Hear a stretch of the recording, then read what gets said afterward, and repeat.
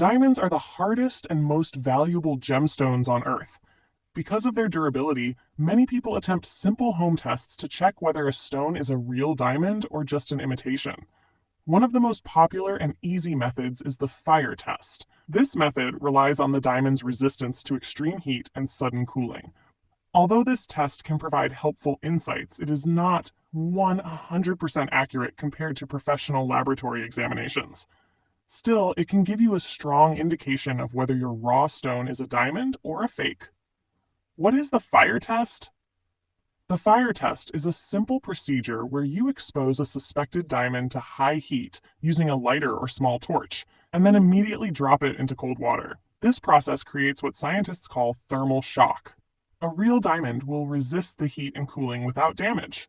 Fake stones, such as glass or quartz, are likely to crack, break, or shatter. Step by step, how to perform the fire test. 1. Prepare your tools. A lighter or small torch. A glass of cold water. Tweezers or pliers to hold the stone safely. Heat the stone. Hold the stone with tweezers and apply the flame for 30 to 40 seconds. 3. Cool the stone. Immediately place the hot stone into the cold water. Expected results. Real diamond. The stone will remain intact, showing no cracks or damage. Diamonds have excellent resistance to sudden temperature changes. Fake diamond, glass, quartz, cubic zirconia. The stone will crack, shatter, or break because these materials cannot withstand rapid heating and cooling. Whoosh! Scientific explanation. Diamonds have very high thermal conductivity, meaning they distribute heat evenly across their structure. This prevents sudden expansion or contraction that might cause cracks.